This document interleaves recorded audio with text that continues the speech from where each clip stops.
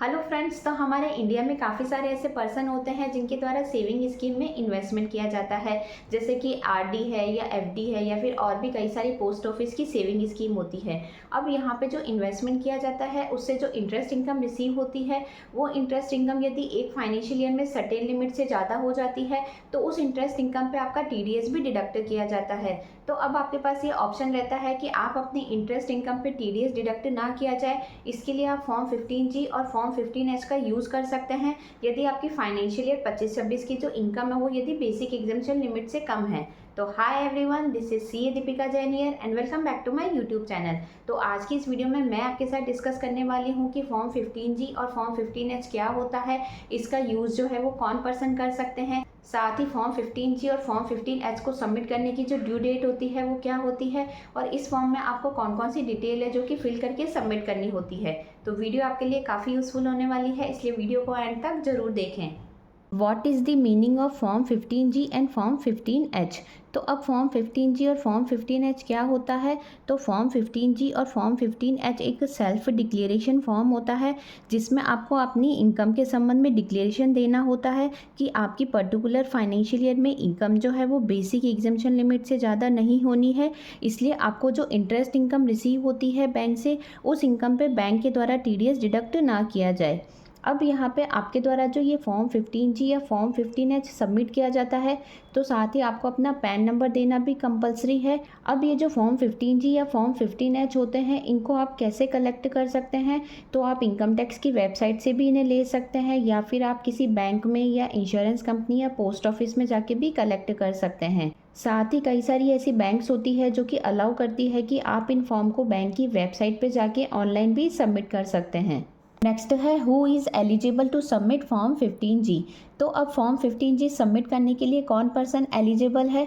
तो कोई भी रेजिडेंट इंडिविजुअल जिनकी एज 60 साल से कम है, या फिर कोई भी एचयूएफ है या ट्रस्ट है लेकिन कंपनी या फर्म नहीं होनी चाहिए। तो उस केस में यदि उनकी मान लो फाइनेंशियल ईयर 25-26 की जो इनकम है वो बेसिक एग्जाम्पशन लिमिट से कम है, यानी कि यदि उनके द्वारा ओल्ड टैक्स रेजिम में आईटीआर फाइल की जाती है तो उनकी इनकम 2.5 लाख रुपए से कम है, और यदि उनके द्वारा न्यू टैक्स रेजिम में आईटीआर फाइल की जाती है तो उस केस में यदि उनकी फाइनेंशियल ईयर 25-26 की इनकम 4 लाख रुपए से कम है तो उस केस में टैक्स पेयर के पास ये ऑप्शन रहता है कि यदि उनकी इनकम फाइनेंशियल ईयर 25-26 में बेसिक एग्जाम्पशन लिमिट से कम है लेकिन जो इंटरेस्ट की इनकम उन्हें रिसीव हो रही है वो फाइनेंशियल ईयर 25-26 में यदि 50,000 रुपये से ज़्यादा है तो उस केस में वो क्या कर सकते हैं कि बैंक में फॉर्म 15G सबमिट कर सकते हैं ताकि बैंक के द्वारा उनकी इंटरेस्ट इनकम पे कोई भी टीडीएस डिडक्ट ना किया जाए।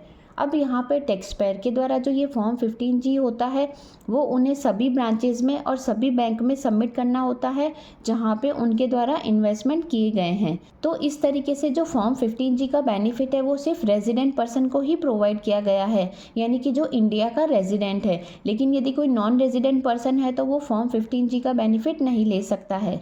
साथ ही एक चीज़ आपको ध्यान रखनी है कि आपके द्वारा जो ये फॉर्म 15G सबमिट किया जाता है ये आपको बैंक के द्वारा आपकी इंटरेस्ट इनकम क्रेडिट होने से पहले ही आपको सबमिट करना है ताकि आपकी इंटरेस्ट इनकम पे फाइनेंशियल ईयर में कोई भी टीडीएस डिडक्ट ना किया जाए।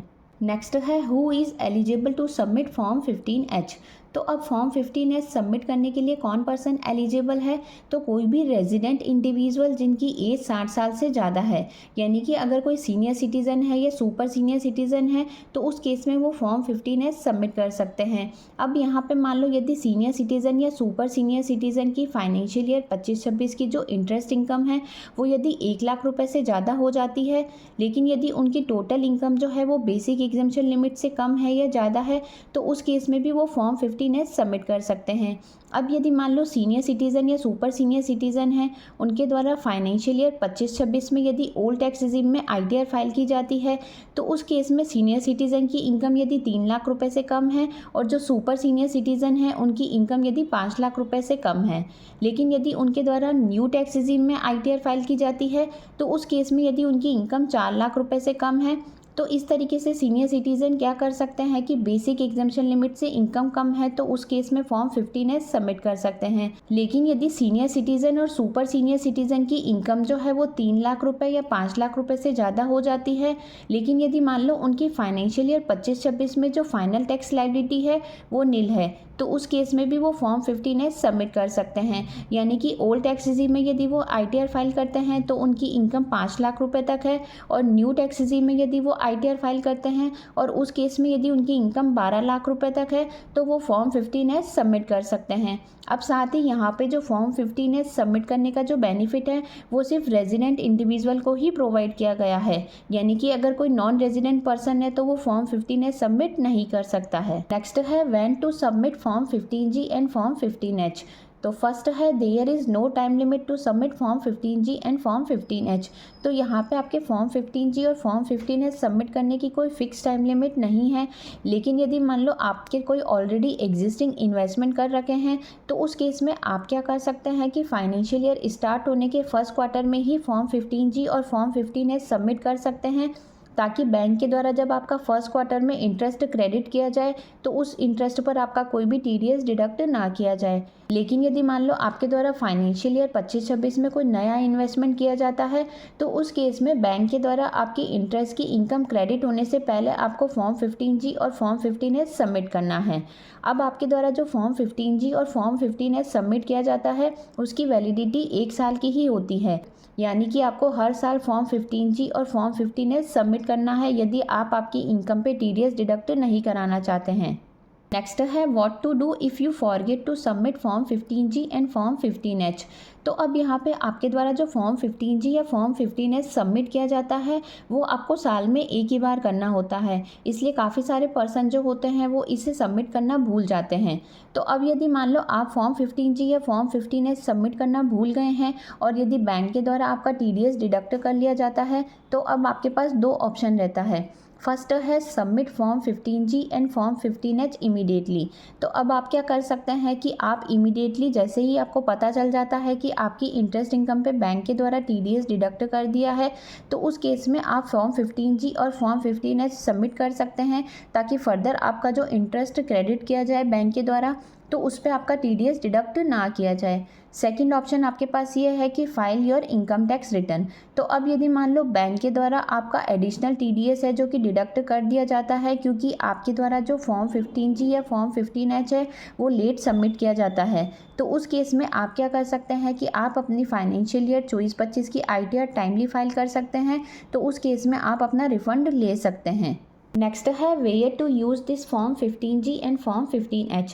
तो अब आप बैंक की एक ऐसी जगह नहीं है जहाँ पे आप फॉर्म 15G और फॉर्म 15H का यूज़ कर सकते हैं। बैंक के अलावा भी कई सारी आपकी दूसरी इनकम होती है जहाँ पे आप फॉर्म 15G और फॉर्म 15H का यूज़ कर सकते हैं ताकि आपकी इनकम पे TDS डिडक्ट ना किया जाए। लेकिन कंडीशन ये है कि आपकी फाइनेंशियल ईयर 25-26 की जो इनकम है वो आपकी बेसिक एग्जम्पशन लिमिट से कम होनी चाहिए, और सीनियर सिटीज़न के केस में जो फाइनल टैक्स लायबिलिटी है वो नील होनी चाहिए। यानी कि इनकम यदि उनकी बेसिक एग्जम्पशन लिमिट से ज़्यादा है लेकिन यदि उनकी फाइनल टैक्स लायबिलिटी कम है तो उस केस में जो सीनियर सिटीज़न और सुपर सीनियर सिटीज़न है वो फॉर्म 15G और फॉर्म 15H का यूज़ कर सकते हैं। तो अब आप फॉर्म 15G और फॉर्म 15H का यूज़ कहाँ कहाँ कर सकते हैं। तो फर्स्ट है TDS ऑन EPF विड्रॉल। तो अब यदि मान लो कोई पर्सन है जिसके द्वारा 5 साल की सर्विस देने से पहले ही यदि अपनी EPF अकाउंट से 50,000 रुपये से ज़्यादा की अमाउंट यदि विड्रॉल की जाती है तो उस केस में जो EPFO होता है उसके द्वारा 10% से TDS डिडक्ट किया जाता है। तो अब आपको क्या करना है कि जब आपके द्वारा EPF अकाउंट से जो पैसा विड्रॉल किया जाता है तो उसके केस में जो आप फॉर्म फिल करते हैं तो उस टाइम ही आपको फॉर्म 15G जो है वो सबमिट करना है ताकि आपकी जो अमाउंट है उस पर कोई भी TDS डिडक्ट ना किया जाए। लेकिन साथ ही आपको ध्यान रखनी है कि आपकी इनकम जो है वो बेसिक एग्जम्पशन लिमिट से ज़्यादा नहीं होनी चाहिए। सेकंड है TDS on corporate bond interest payment.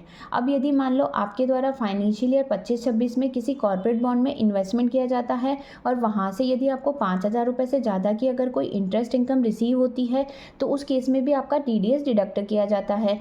तो यहाँ पे भी आप फॉर्म 15G या फॉर्म 15H सबमिट कर सकते हैं ताकि आपकी इंटरेस्ट इनकम पे कोई भी TDS डिडक्ट ना किया जाए। थर्ड है TDS on post office deposit. तो अब यदि मान लो कोई सीनियर सिटीज़न है जिनके द्वारा किसी सीनियर सिटीज़न सेविंग स्कीम में कोई इन्वेस्टमेंट किया जाता है और वहाँ से यदि उनको जो इंटरेस्ट इनकम रिसीव होती है वो फाइनेंशियल ईयर 25-26 में यदि 50,000 रुपये से ज़्यादा है तो उस केस में भी उनका TDS डिडक्ट किया जाता है। तो यहाँ पे सीनियर सिटीज़न के पास ऑप्शन रहता है कि वो फॉर्म 15S सबमिट कर सकते हैं ताकि उनकी इंटरेस्ट इनकम पे कोई भी TDS डिडक्ट ना किया जाए। एंड लास्ट है TDS ऑन रेंटल इनकम। तो अब यदि मान लो आपको फाइनेंशियल ईयर 25-26 में कोई रेंटल इनकम है जो कि रिसीव हो रही है, अब ये रेंटल इनकम यदि आपकी 50,000 रुपये पर मंथ से ज़्यादा है या फिर आपकी फाइनेंशियल ईयर 25-26 में जो रेंटल इनकम है वो 6 लाख रुपये से ज़्यादा है, तो उस केस में आपका 10% से TDS डिडक्ट किया जाता है। तो अब यहाँ पे आपके पास ऑप्शन है कि आप क्या कर सकते हैं कि फॉर्म 15G या फॉर्म 15S सबमिट कर सकते हैं यदि आपकी इनकम बेसिक एग्जम्पशन लिमिट से कम है। लेकिन यहाँ पे जो सीनियर सिटीज़न है उनकी इनकम यदि बेसिक एग्जम्पशन लिमिट से ज़्यादा है लेकिन फाइनल टैक्स लायबिलिटी यदि उनकी नील है तो उस केस में भी वो फॉर्म 15S सबमिट कर सकते हैं। तो इस तरीके से इन सभी केसेस में भी आप फॉर्म 15G और फॉर्म 15S सबमिट करके आपकी इनकम पे TDS डिडक्ट होने से सेव कर सकते हैं। तो आई होप आज की जो ये वीडियो है वो आपके लिए काफ़ी यूज़फुल रही होगी। वीडियो से अगर किसी तरह की हेल्प मिली हो तो चैनल को लाइक शेयर एंड सब्सक्राइब करना ना भूलें। Thanks for watching.